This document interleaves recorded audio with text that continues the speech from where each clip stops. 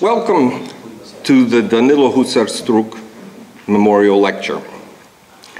The Danylo Husar Struk Memorial Lecture is an annual event presented by the Struk program in Ukrainian literature, which is a part of the Canadian Institute of Ukrainian Studies, which is a part of the University of Alberta, but it does have a Toronto office.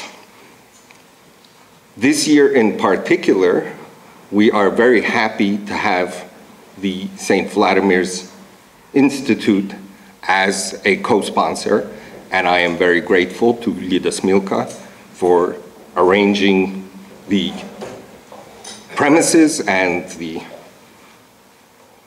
sweets and coffee that are available. Thank you very much.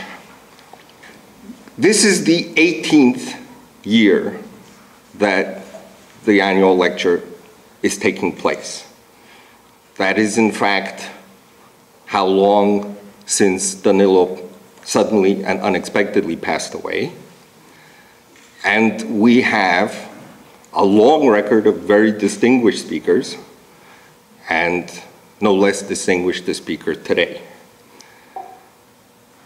The Struk program and the Struk lecture were founded shortly after Danylo's death to honor an important and influential scholar by holding a lecture in English on topics in Ukrainian literature. We chose this knowingly. I understand that talking about Ukrainian literature in English sometimes seems like the wrong thing to do. But we also do a great number of events in Ukrainian. And so I don't feel that we are doing any injustice. And we do want to make sure we reach out not only to the Ukrainian community, but also to a wider community that may be interested in the things we study. We are very grateful to all of the contributors who created the Danylo and Oksana Struk Fund at the Canadian Institute of Ukrainian Studies, which is what stands behind this program. The primary donors were, of course, the family, particularly Oksana Struk, but there was a considerable outpouring of generosity from the community and particularly from Danylo's friends. We are grateful to them, and we hope that the program will gain more adherents and more contributors, and we will do more good things in the future. Today's speaker is someone familiar on the North American scene. Professor Olha Luchuk has been in North America quite often, in fact. She has a rather stellar career in obtaining fellowships and grants. She has been a Fulbright Fellow in the United States. She's been a fellow at Harvard University. She is now, for the second time, I understand, a Kolaski Fellow. And she is in Toronto working on her next project, which involves the correspondence of two significant scholars in Ukrainian studies, our own Torontonian George Lutsky, the late professor at the University of Toronto, and George Chevilot of Columbia University. That's what she's working on now. That's not what she'll be talking about. Olha Luchuk is a distinguished scholar in translation studies. Her education was first at Lviv University, and then she had her doctorate, that is her kandidatska, at Kyiv National University. Her dissertation was in translation studies. Her dissertation was on the Ukrainian translations of Shakespeare's plays. A fascinating topic if you've ever looked at that material. Dr. Luchuk has a great many publications. If I hadn't reduced the point size to about 9, there'd be 15 pages here. I'm not going to read all of this to you. But she is particularly known for her work in translation studies. And so she is currently expecting her next monograph in Ukrainian to appear shortly. Пантелеймон Куліш і Микола Лукаш перехресні стежки перекладачів. Пантелеймон Куліш and Микола Лукаш, the intersections of translation. If you don't know, Mikola Lukash is a very eminent Ukrainian translator that is into Ukrainian. She is also well known for her work in compiling and editing anthologies of translations. Probably you have seen a number of these. She has 4 that I'll mention. 100 Years of Youth, a bilingual anthology of 20th century Ukrainian poetry. She co-edited with Michael Naidan. In a Different Light, a bilingual anthology of Ukrainian literature translated into English by Virlana Tkach and Wanda Phillips. Another one of her publications. And then I'll mention 2 more. Landscapes of Memory, the selected later poetry of Lina Kostenko, and Flying Head and Other Poems by Viktor Neborak. She is indeed a professional in translation studies. I'm sure you didn't come here to listen to me, even if I am doling out praise for our speaker. And so without further ado, I invite you to listen to Professor Olha Luchuk. Thank you.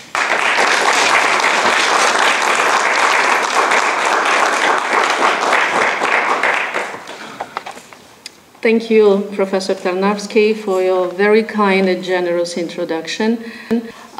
Dear ladies and gentlemen, before I start my lecture, I would like to say that I'm very honored to be invited to give the 2017 Danylo Husar Struk Memorial Lecture. I'm very proud to be in the group of prominent scholars who previously have delivered lectures here. And I'm very grateful to Professor Tarnawsky for inviting me. In addition, I'm very thankful to the Canadian Institute of Ukrainian Studies for awarding me the Tarnawsky Visiting Research Fellowship and thus giving me the opportunity to conduct my research at the University of Toronto. And thank you all for coming. I'm very sorry for my voice. I'm afraid I caught cold just a couple of days before my lecture. Sometimes it happens. But I hope that I will be able to deliver my lecture without coughing and sneezing. So as you can see from the title, my lecture today deals with Animal Farm, one of the most popular works by the renowned English writer George Orwell, and 5 Ukrainian translations of this allegorical fairy story. Today, I will describe the history of publication of Orwell's original as well as the 5 Ukrainian translations. Each of them has its own interesting history and peculiarities. For example, Igor Shevchenko's translation is the first translation of Animal Farm to be published. Moreover, George Orwell wrote a special introduction to that edition. Irina Debko's version comprises a free interpretation of Animal Farm in which the translator changes the location of the story and the characters' names. And the translation by Drozdovsky can be considered as an interesting literary mystification since the translator's real name remains unknown. In my lecture, I will use various materials, including correspondence between George Lutsky and Igor Shevchenko, as well as my own correspondence with 2 translators, Igor Shevchenko and Yuri Shevchuk. So, the allegorical fairy tale by George Orwell was first published in August of 1945 in England under the title Animal Farm, A Fairy Story by George Orwell. A year later, the work came out in the United States, but subtitle A Fairy Story was removed from this edition. As strange as it may seem today, Orwell encountered many difficulties with the publication of this work. Quite a few publishing houses, both British and American, rejected the manuscript. Among them was Faber & Faber, whose editor at the time was the renowned writer and later Nobel laureate T.S. Eliot. Although the publisher recognized the literary merits of the work, he found it to be Trotskyist and explained that Faber & Faber did not share the author's political views. Another publishing house, which had at first accepted the work, rejected it after consulting with the Ministry of Information. Their main objective was that Orwell wrote exclusively about the USSR and its two dictators. Had he written about totalitarian dictatorships in general, they would have published it. In addition, this publisher thought that Orwell's choice of pigs as a ruling caste was unfortunate, as it could be offensive to people, especially to sensitive Russians. Orwell described the problems he had with publishing the novel in his article, The Freedom of the Press, in which he also mentioned that the reason for all these difficulties was not official censorship, but rather the publisher's self-censorship. Even in Great Britain and the United States, it seems there was a fear at the time that this work could harm relations between Great Britain or the USA and the USSR, who were allies in World War II. Eventually, the British publishing house Second Warburg took the risk and published it in 1945. By the way, the author had finished his manuscript in February 1944, a year and a half prior to that. In addition, just one American publisher, Harcourt, Brace and Company, had the courage, as Orwell put it, to accept Animal Farm for publication. After it came out in the United States, the noted American critic Christopher Morley called the book one of the most significant political satires ever written, and another critic, Edmund Wilson, compared Orwell to Voltaire and Swift. Having run into publishing difficulties, as well as the publisher's self-censorship, and understanding that it was far from easy to print the anti-Soviet work at that time in Great Britain, Orwell wrote, as I said, The Freedom of the Press, with the intention of including it as a preface to the first 1945 edition of Animal Farm, but for unknown reasons, the article did not appear in it. The manuscript of this preface was found by scholar Ian Angus more than 25 years later and printed in the Times Literary Supplement on September 15, 1972, together with a companion article, How the Essay Came to be Written, by the first biographer of Orwell, Professor Bernard Crick.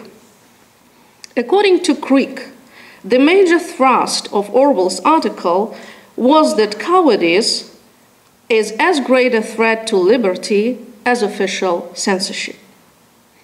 So why did the British and American publishers find Orwell's work so threatening?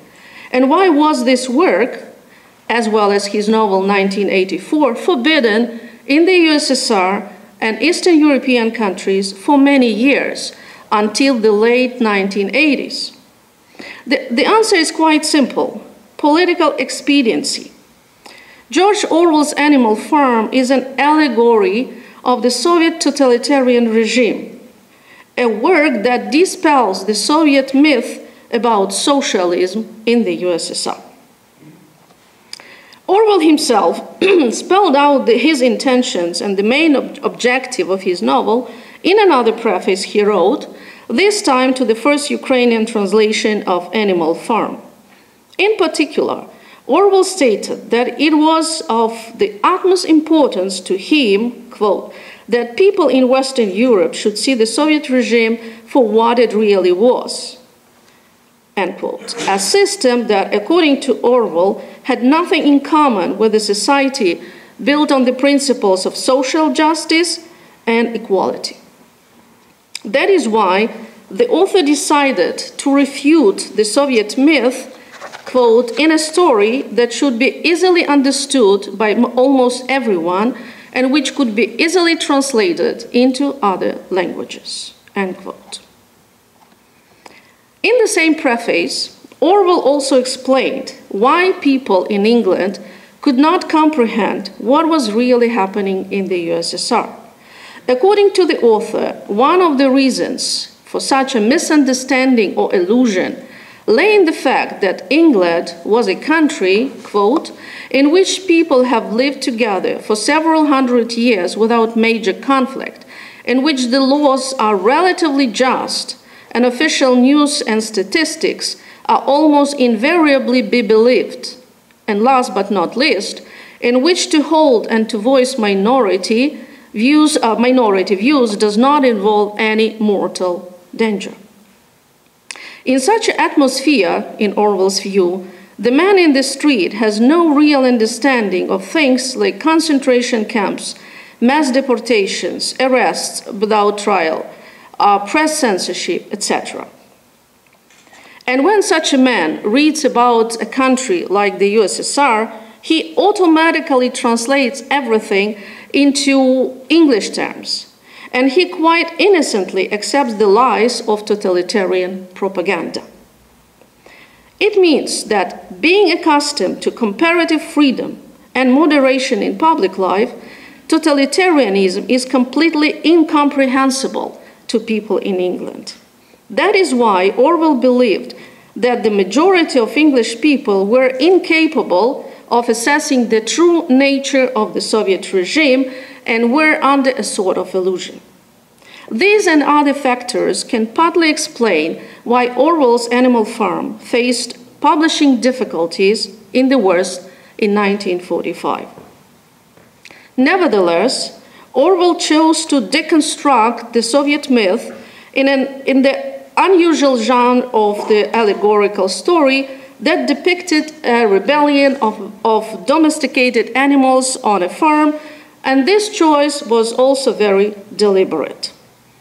As Orwell himself explained, quote, the actual details of the story did not come to me for some time until one day, I was then living in a small village, I saw a little boy, perhaps 10 years old, driving a huge cart horse along a narrow path, whipping it whenever it tried to turn. It struck me that if only such animals became aware of their strength, we should have no power over them. And that man exploited animals in much the same way as the rich exploit their proletariat. In the preface, Orwell also emphasized two important points about the novel. First, that he simplified and changed the chronological order of certain episodes from the history of the revolution to preserve the symmetrical structure of the narrative. And second, that many readers close the book with the false impression that it ends, quote, in a complete reconciliation of the pigs and the humans. Orwell's intention, however, was quite opposite.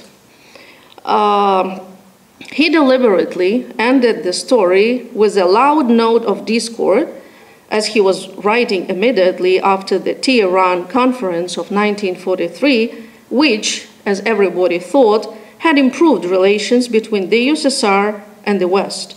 Yet Orwell did not believe in the longevity of this friendship. As it turned out, he was not mistaken. One can argue with the assessment of those Orwell scholars who tend to view Animal Farm not simply as grotesque, a utopia or a fairy tale, but rather as a philosophical parable or political pamphlet. According to Bernard Crick, Animal Farm is not as much angry satire as it is a pessimistic prophecy. for it tells the story of a society that betrayed socialism and rejected its ideals. Such was Orwell's initial intention. Let us now take a look at how this work made its way to Central and Eastern Europe and to Ukrainian readers in particular. It is essential to stress that while Orwell's novel experienced publishing difficulties in Western Europe and the USA, it drew the special attention of the intelligentsia in Eastern Europe, especially in those countries that were suffering most from the Soviet regime. As a result, the first translations of Orwell's Animal Farm appeared in the languages of Eastern Europe, in Ukrainian, Polish, Estonian, then in Russian, Lithuanian, Latvian, etc. It is also worth mentioning that all these translations appeared in émigré publishing houses in Munich, London, Frankfurt am Main, Paris, and Stockholm. As a matter of fact, émigré publishers played an enormous role in disseminating Orwell's novels in the countries of Eastern Europe, where his works were banned and could appear only in some vedav in the underground. People could be harshly punished for by a prison term or exile for publishing or disseminating such publications. Unexpected things often occur in the literary world.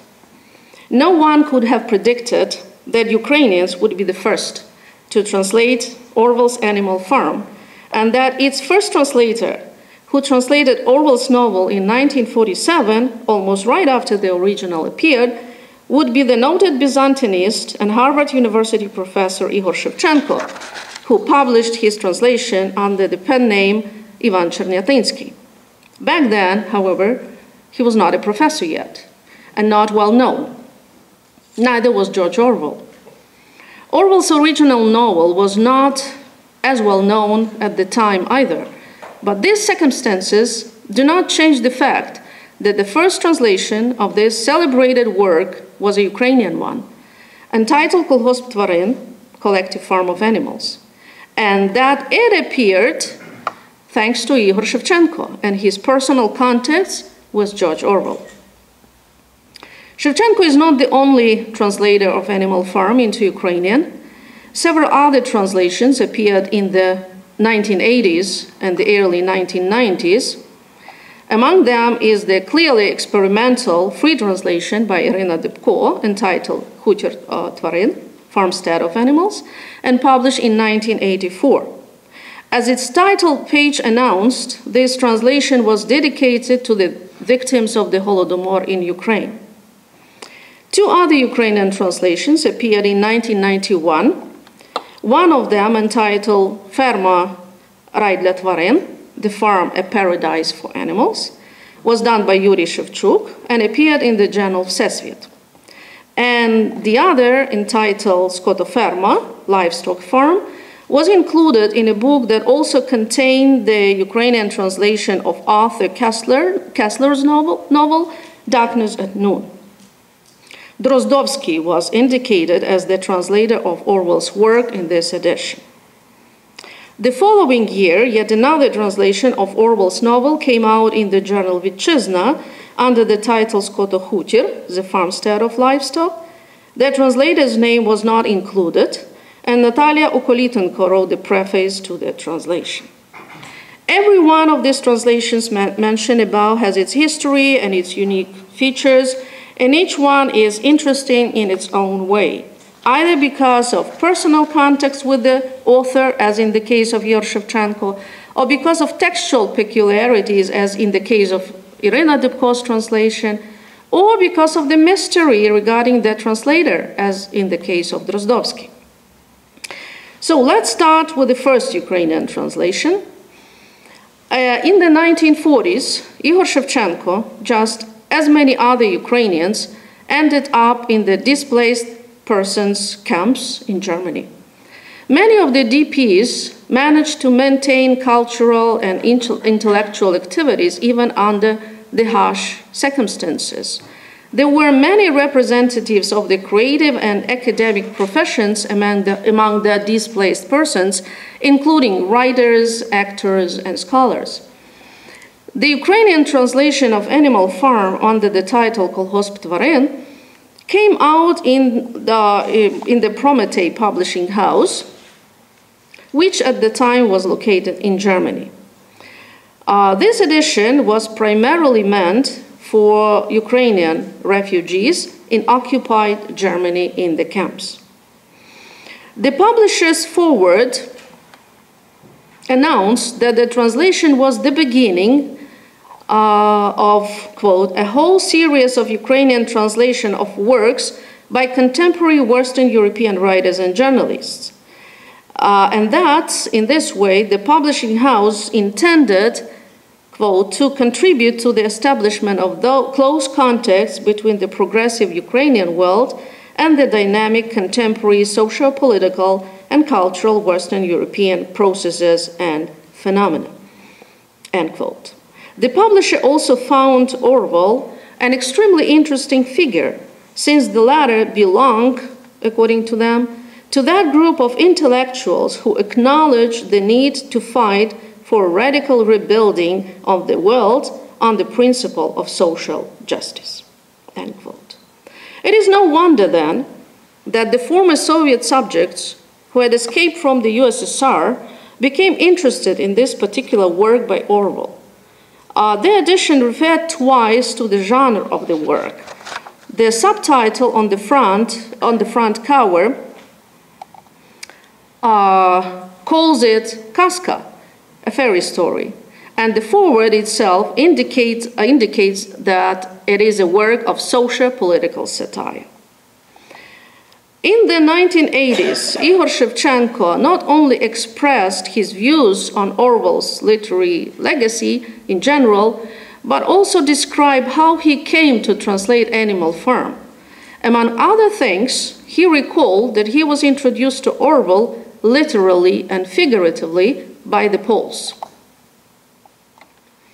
It is important to mention at this stage that Shevchenko, Ukrainian by background, was born and raised in Poland. He was born in 1922 in the village of Radość, not far from Warsaw.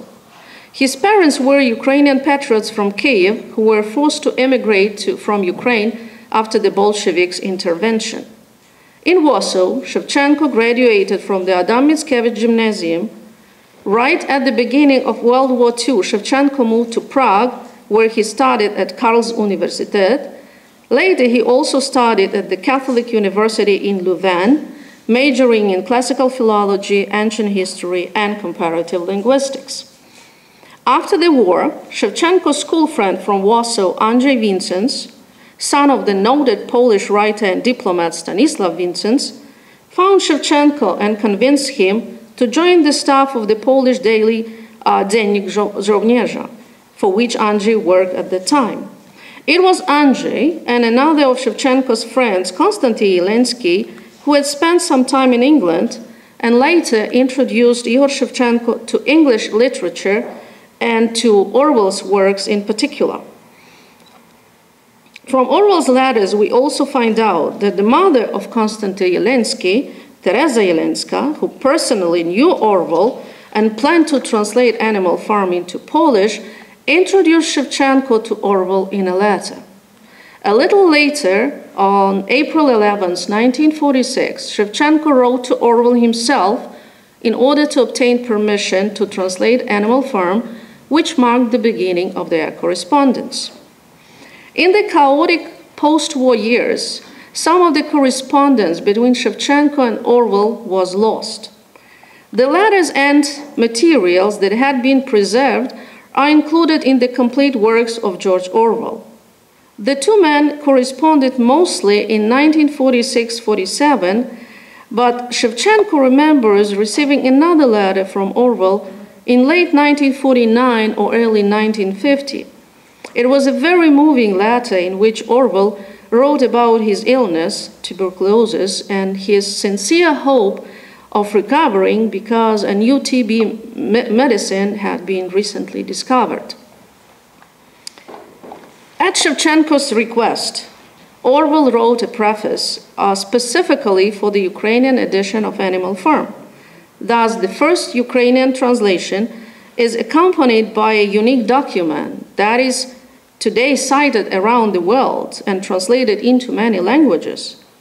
Unfortunately, Orwell's original English version of this preface has been lost. It was not found either in Orwell's or in Shevchenko's archive. We know that the translator somewhat abridged the preface with the author's permission and translated it into Ukrainian. Years later, when the complete edition of Orwell's works, essays, and letters was being prepared, the compilers requested the original preface from Igor Shevchenko. In his letter to the publisher of the complete edition, dated August 13, 1992, Shevchenko wrote that, unfortunately, the original of this unique document was not preserved. He explained that in the tumultuous post-war years, he moved from place to place. Besides, he was then only 25 and could not know what the future had in store for Orwell. Commenting on his letter to Orwell from March 25, 1947, Shevchenko called the abridgment and loss of Orwell's original preface, quote, an unpardonable sin against literature. Having found no original of the preface, the compilers took quite an unexpected route and reconstructed the English text from the Ukrainian translation. The reverse translation into Ukrainian was done by Ambry Atlinger and Ian Willison, and entitled Preface to the Ukrainian edition of Animal Farm. Orwell scholars should remember the fact that they are not dealing with the authentic Orwell text. Sometimes failure to take this fact into account leads to awkward mistakes. There is another curious episode in this Ukrainian context.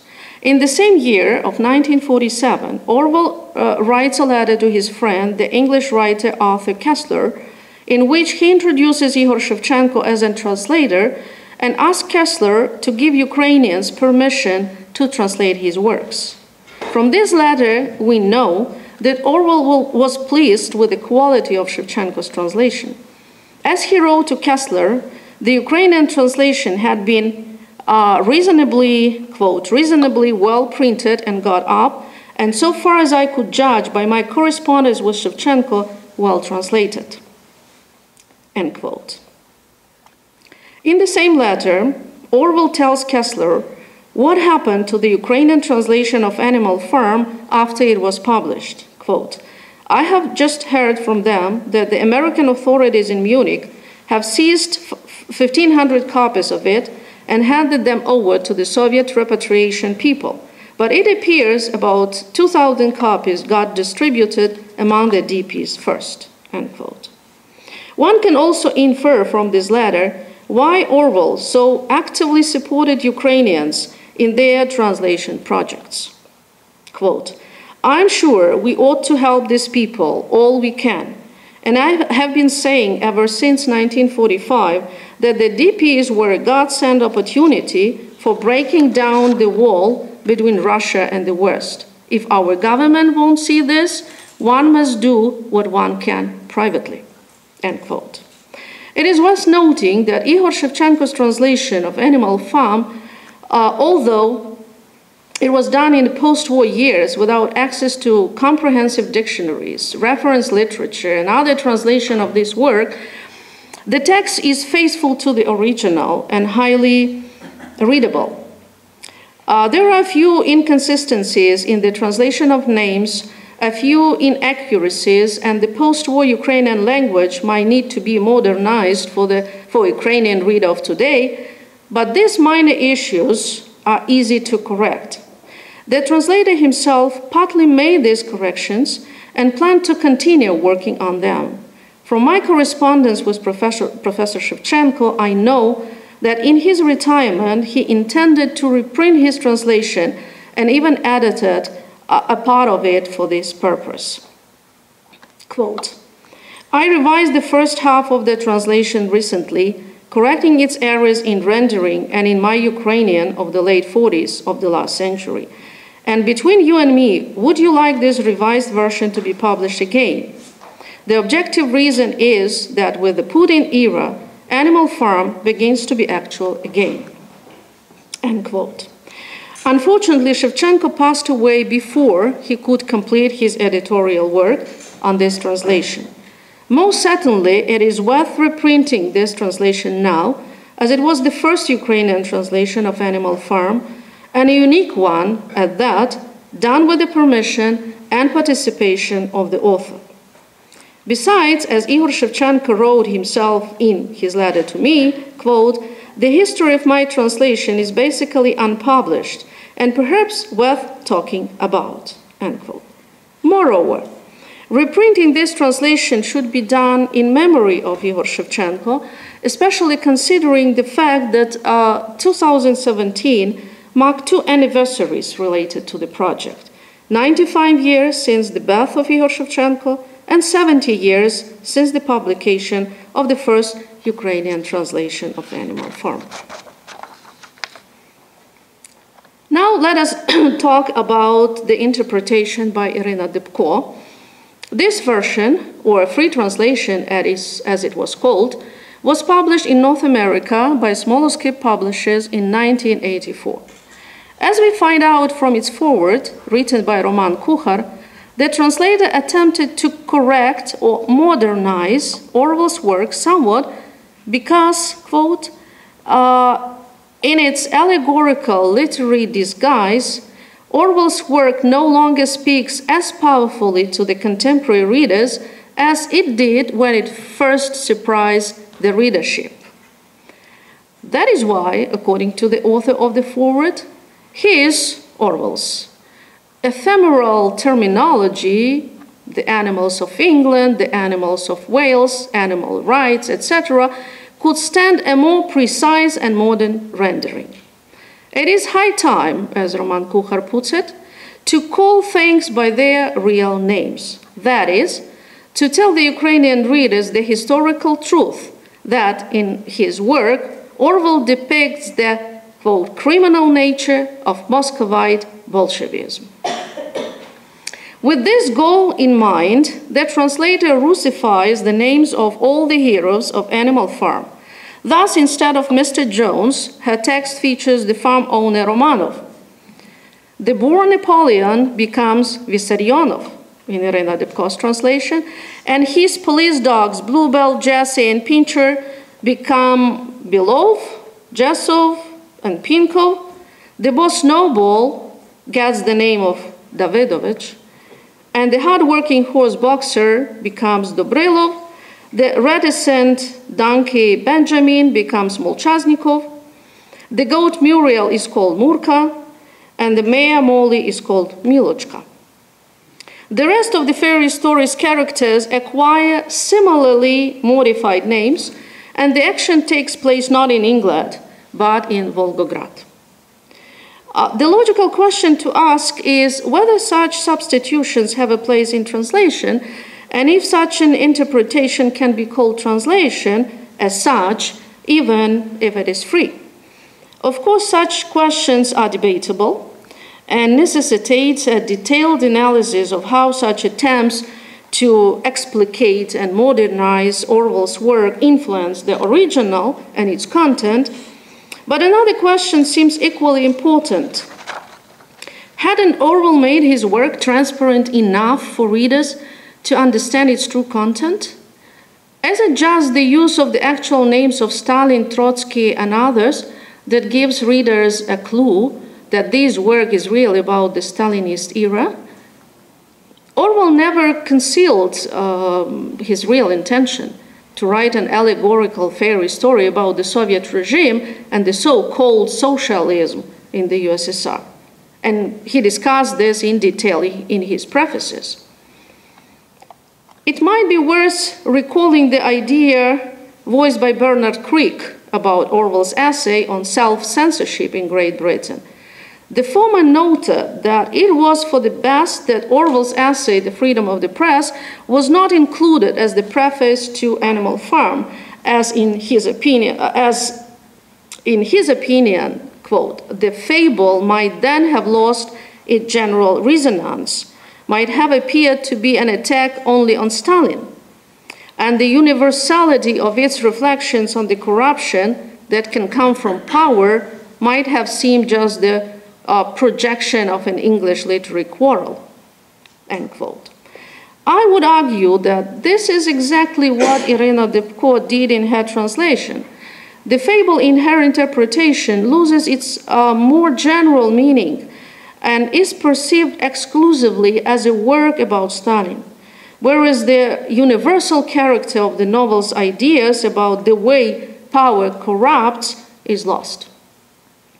It is important to remember that Orwell's allegorical fairy story is a work of literature, not a piece of socio-political journalism. Orwell has deservedly earned his literary reputation with two of his best-known works, Animal Farm and 1984. Can attempts to correct, modernize, and explicate Orwell be justified? In connection with this translator's experiment, one can cite the claim by the noted Shakespeare scholar Eric Bentley, who wrote in his book, The Life of the Drama, that some commentators and scholars of Shakespeare have tried in various times and countries to make Shakespeare's work say what they say in more explicit ways. Quote, they have been closing the circle which Shakespeare left open, which is not foolish, but very likely what Shakespeare intended. Foolish only those critics who assume that the great geometrician would leave a circle open by accident, end quote. In her translation, Irina Dybko attempted to do something similar. According to Roman Kuchar, she, quote, gives her own translated version of Orwell's memorable work. Although somewhat transposed, this version is more faithful to the facts of life and better suited to the spirit of the times. Keeping strictly to the historical truth, Irina Dybko sets the action in the correct place and gives characters and objects their real names. In this way, Kuchar maintains, Irina Dybko has taken the unnecessarily camouflaged action and characters of the original work, as well as of its first Ukrainian translation, from the abstract, imprecisely drawn realm to the lowest depths of life under the Soviet regime, end quote. The author of the foreword goes even further and compares Dybko's experiment with the Aeneid by Virgil, no less, or rather with the travesty by Kotlяревский, who, in Kuchar's words, quote, transmuted the Roman epic into a form more understandable to the national consciousness, in order to make Virgil's The Aeneid more approachable for the Ukrainian readers and to bring this work closer to the reality of their life under the Russian Empire, end quote.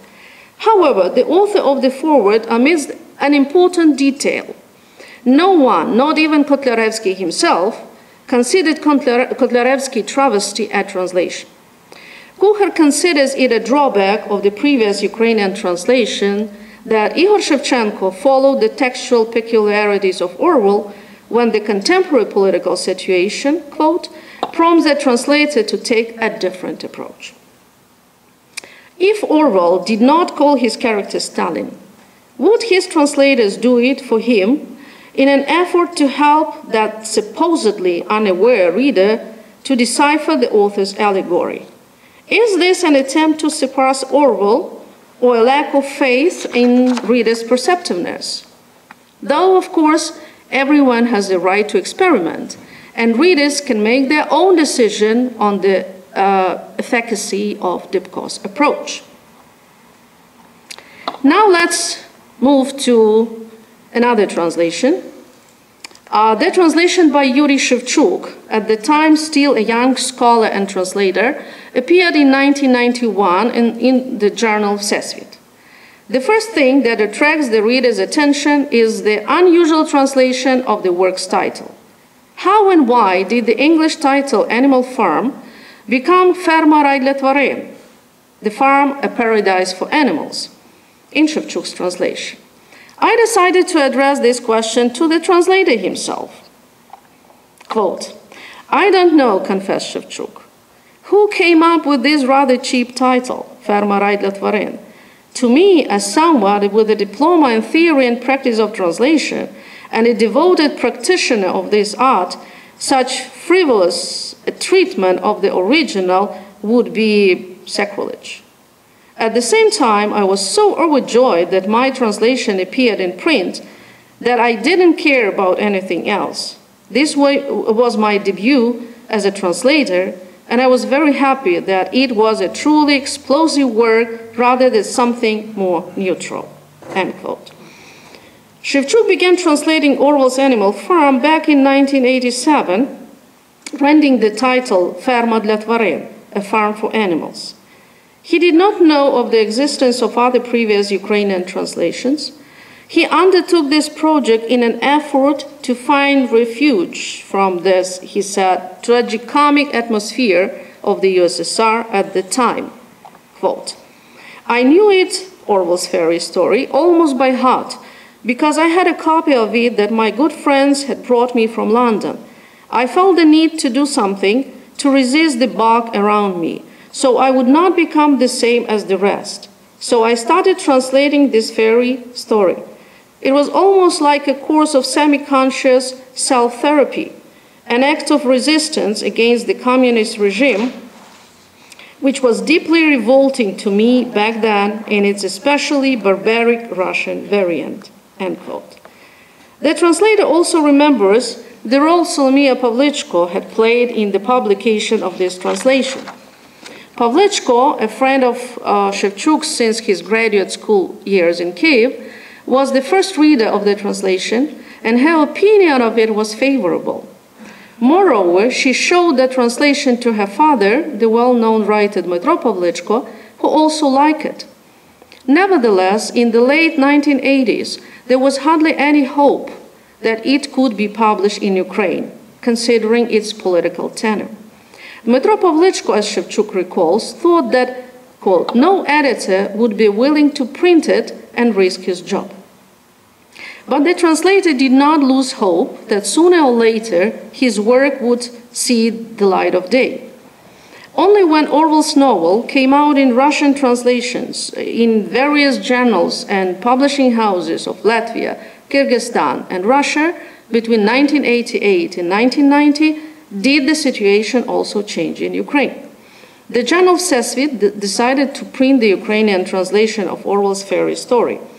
It was accompanied by a selection of passages from Bernard Krieg's book, George Orwell Alive, as well as by a reprint of Orwell's preface to the Ukrainian edition of Animal Farm, translated from English by Ivan Chernyatinsky. Yuri Шевчук completed the entire prose translation of the fairy story, and the poetic section of it were translated by Alexander Hertsenko. This was the first Ukrainian translation of Orwell's fairy story to appear in Soviet Ukraine. Last year, a new book edition of Шевчук's translation appeared in Ukraine. This time, the publisher entitled the book Kolhosp Tvarin, appropriating Igor Shevchenko's translation of the novel's title. Moreover, the translation was thoroughly edited, and now, in my opinion, it is one of the best Ukrainian translations of Orwell's Animal Farm. In translated Ukrainian literature, there exists another translation of Orwell's work entitled Skotoferma, Livestock Farm, and published in 1991 as a separate volume, together with the Ukrainian translation of Arthur Kessler's novel Darkness at Noon. The preface by Valery Gruzin, included in this book, mentioned the renowned Byzantinist Igor Shevchenko as the first Ukrainian translator of Orwell. It also noted that, quote, the present translation of Animal Farm is the first one to be printed in the Ukrainian Soviet Socialist Republic.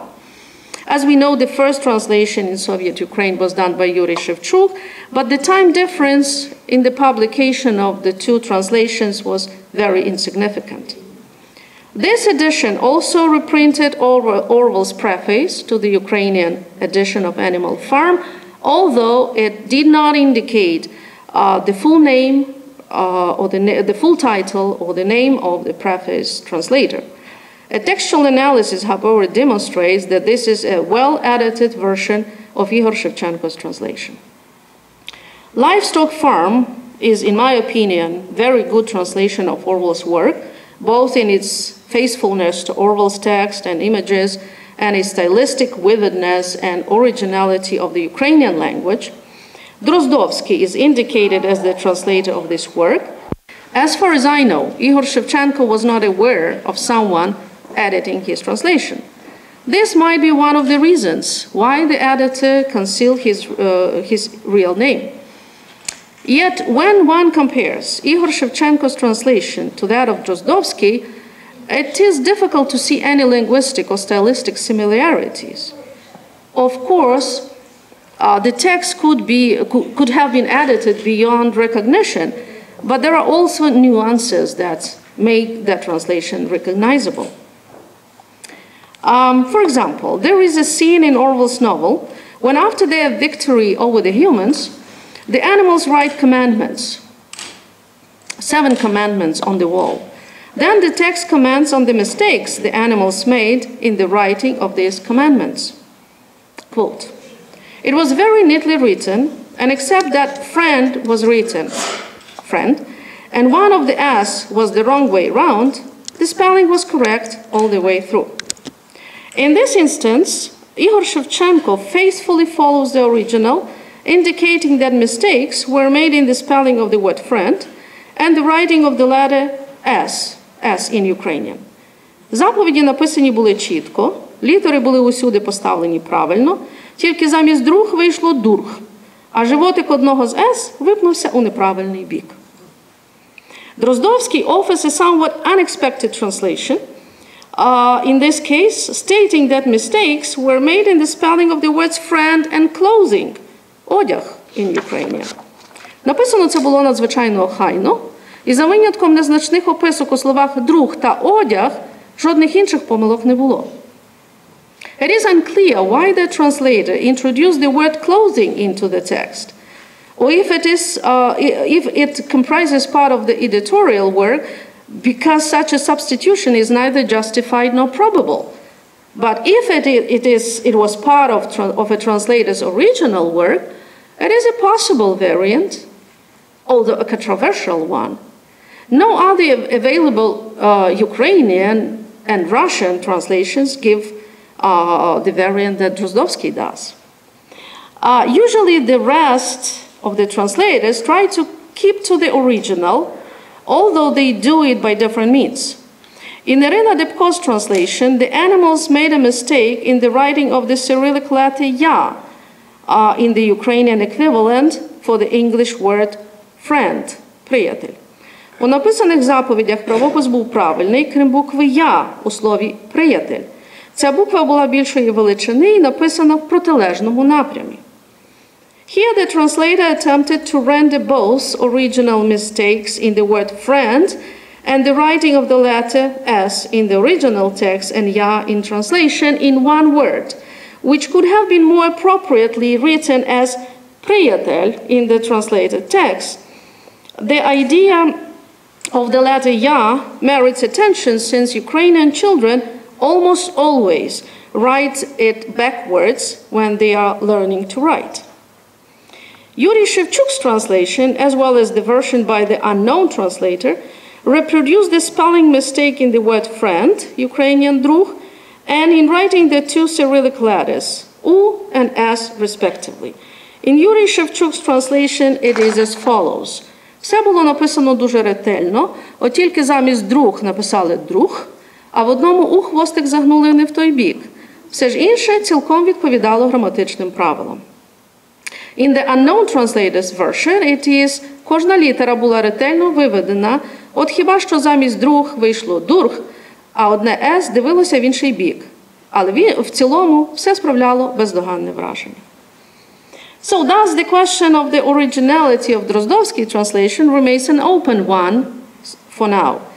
Perhaps a more in-depth linguistic analysis will give better results, but this is a topic for another study. Returning to the first Ukrainian translation of Orwell's Animal Farm, I would like to add some remarks about the Polish context of Shevchenko's translation. In fact, there is a strong connection between the first Ukrainian and Polish translations of Orwell's novel. Although the lives and fates of Ukrainian and Polish translators were different, and the conditions in which the translations were executed differed considerably, both translators were closely connected with the immigration from Central and Eastern Europe in the first half of the 20th century. Both had contacts with each other, as well as with George Orwell. As I have already mentioned, Ihor Shevchenko was introduced to Orwell and his writing by the Poles, most directly by Teresa Jelenska and indirectly by his school friends from Warsaw, Andrzej Vincents and Konstanty Jelensky.